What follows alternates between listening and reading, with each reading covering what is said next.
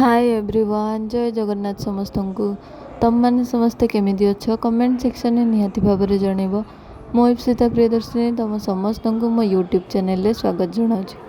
तो आज क्लास रे सोशल साइंस रो गोटे नेक्स्ट चैप्टर को तुम मानक स्वागत। वीडियो लास्ट पर्यंत बनी रुह, ता सहित निजे निजे किछिटा नोट्स कर, ता सहित किछि गूगल रू या फिर चैट जीपीटी रू रिसर्च कर, सब प्रकार इनफॉरमेशन कलेक्ट कर, ता सहित पाठपढ़ा को कंटिन्यू कर। तापर प्रीवियस ईयर क्वेश्चन आउ एमसीक्यूज प्रैक्टिस कर। निहाती भाव में तुम एग्जाम बहुत ही भल हम। मो तरफ तुम समस्त को all the very best. Okay, तो डेरी न करी चलते आज वीडियो को स्टार्ट करवा। Let's get started. आज क्लास रे आमे देखिबा stages of freedom movement in India. तो एथरे कौन कौन रही, कौन कौन मूवमेंट सब आसला देखिबा। फास्ट है तुम कौन देती प्री 1857 मूवमेंट। आमर 1857 मूवमेंट रू ता पूर्वर जहाँ जहाँ होता से मूवमेंट गुड़ाक देखा। ये किछिटा मूवमेंट से लिखी। आग 1857 पूर्व मूवमेंट गुड़ाक देखिए कौन देला ना सन्यासी रिवोल्ट। सन्यासी रिवोल्ट गोटे आमर होता केबे ना बंकिम चंद्र चैटर्जी तांकर नोवेल आनंद मठरे से कवर करिसेंती सन्यासी रिवोल्ट। एटा केवल तुम मैंने जानी था जनरल नॉलेज पाई। तापर पाइक रिबेलियन आसला 1817 मसीह ओडिशा रे हितला, जार लीडर किए थिले ना जगबंधु विद्याधर लीडर थिले पाइक रिबेलियन। तापर कुका मूवमेंट आसला, एटा बहुत ही फेमस। तुम मैंने जदि जानिथिबो मते कमेंट सेक्शन में कहइबो। एटा 1849 रे आसीथिला। याकू हमर बाबा राम सिंह लीड करिथिले। नामधारी सेक्ट रु बिलोंग करुथिला एटा कुका मूवमेंटा हैला। तापर नेक्स्ट आमर कौन रहा ना इंडिगो रिवोल्ट। एटा 1859 रे नाडिया बा वेस्ट बेंगल तरफ होइतिला। यार लीड नहीं दिगंबर बा आमर विशु नहीं हैला यार लीड। तापर आसला आमर मुंडो ऑपरेसिंग 1899 रे हिसला। बिरसा मुंडा नहीं आर लीड नहीं हैला विलेज रू। आमर सरला कौन कौन ना आमर प्री 1857 मूवमेंट रो प्री मूवमेंट गुड़ाक सब सरला। एबे कौन आसला ना commentary. Commentary on the revolt जो सब रिवोल्यूशन होता किए कौन सब कमेंट करथिले सेटा देखिया हैला। वेट मैं तुम मानू देखौची। फास्ट आसले जीडी सावरकर। सी आमर फास्ट वार ऑफ इंडिपेंडेंस को लेकिन किसी कमेंट करथिले हैला। तापर आसला आमर आरसी मजुमदार। सी कहते जे एटा फास्ट वार नुह बोली कहते ना ही एटा fast war neither fast nor the war of independence हैला। ना ही फास्ट वार ना ही इंडिपेंडेंस वार बोली से कमेंट करथिले। नेक्स्ट आमर कौन रहिला, नेक्स्ट आमर कहले गवर्नमेंट ऑफ इंडिया एक्ट 1858 आमर पास होइतिला हैला। ईस्ट इंडिया कंपनी आमर उच्छेद हो जाइतिला। डुअल गवर्नमेंट आमर मध्य उच्छेद हो जाइतिला। आ गवर्नर जनरल आमर गवर्नर जनरल को से टाइम रे चेंज करके भाइस रे कर दिया गला। आ से टाइम रे पील कमिशन गठन करा जाइतिला हैला। एवडा सब केबे हितला ना जो आमर 1858 एक्ट आसिला से टाइम रे एवडा सब चेंजेस हितिला। याको मन रखिबो बहुत ही इंपोर्टेंट एटा।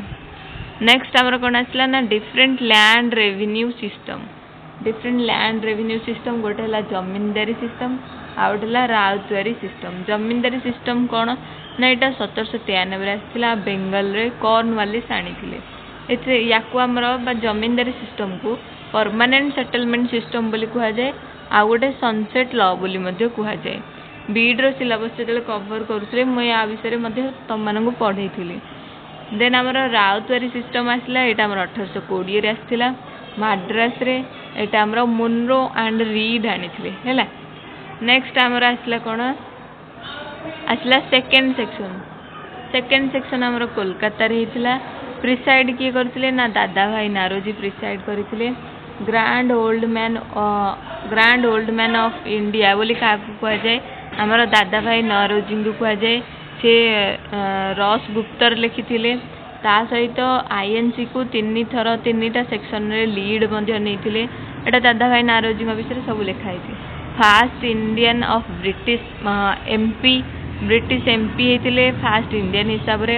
आमर poverty and on British rule in India बोली गोटे बही लिखी जो थे कि ड्रेन ऑफ वेल्थ थ्योरी विषय लिखाई है। ये सब हूँ दादा भाई नारोजी विषय। नेक्स्ट आमर आसला सेक्शन थर्ड सेक्शन ने कौन है ना 1887 रे माड्रास थर्ड सेक्शन टा बसीला। एटा आमर Badruddin Tyabji first Muslim president जे थिले से आमर लीड नहीं थिले। तापर आसला फोर्थ सेक्शन 1888 मसीह आलाहाबाद ठार होता। प्रिसाइड किए करते जॉर्ज यूले जे कि फास्ट ब्रिटिश प्रेसिडेंट थिले। तापर आमर फास्ट फीमेल प्रेसिडेंट एगुड़ा सब कौ सेक्शन आईएनसी जो से टाइम बसला तार सब सेक्शन गुड़ाक है। आमर फास्ट फीमेल प्रेसिडेंट किए से ना आनी बेसांत जे कि 1917 सेक्शन होता कोलकाता रे। तापर फास्ट इंडियन वुमेन प्रेसिडेंट सी होचन आमर सरोजिनी नायडू। ये लिखाएनि लिभि जाइए आसीनी। नेक्स्ट आमर आसला स्प्रेड ऑफ मूवमेंट है।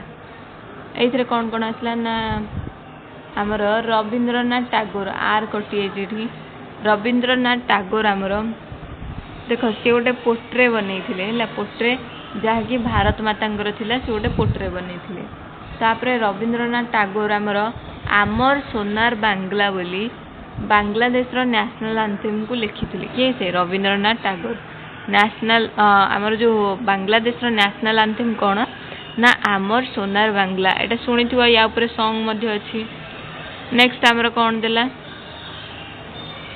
नेक्स्ट देला आमर पूना आउ बॉम्बे रु बाल गंगाधर तिलक लीड नहीं थिले। पंजाब रु आमर लाल लजपत राय लीड नहीं थिले।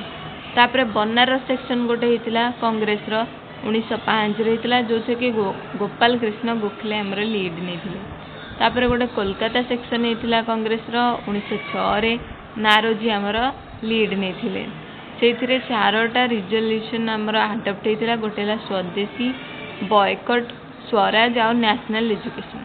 तापर 1907 रे आमर सूरत अधिवेशन होता आईएनसी डिवाइडेड हो जाइए दीटा पार्टीज रे। से टाइम आमर प्रेसिडेंट राजबिहारी घोष आमर थिले बुझिल। तापर आमर 1885 रु 1905 फेज को मॉडरेट एरा बोली कह जाए। 1905 रु 1916 को एक्सट्रीमिस्ट फेज बोली कह जाए। 1916 रु 1945 को गांधीयन फेज बोली कह जाए है। तापर गांधी को पॉलिटिकल गुरु किए थिले ना गोपाल कृष्ण गोखले आमर गांधी पॉलिटिकल गुरु थिले। गांधी को महात्मा आख्या किए देथिले ना रवींद्रनाथ टैगोर आमर गांधी जी को आमर महात्मा बोली आख्या देथिले।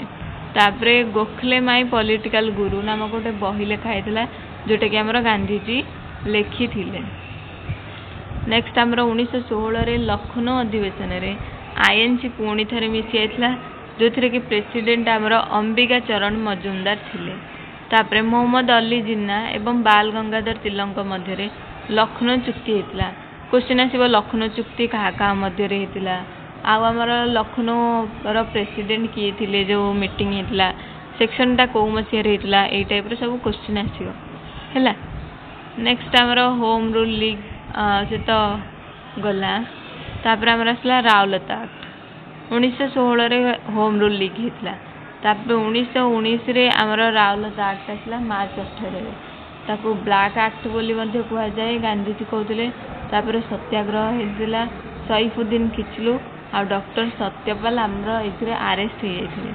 तापर एप्रिल 13 1919 रे बैशाखी दिन आमर जो रहिले जालियानवालाबाग होता सेठी लोक माने गोटे जगह यहाँ ना जालियानवालाबाग बोली गोटे जगह थिला सेठी लोक माने रुंड होते बा एकजुट होते किछटा मीटिंग तांकर थिला।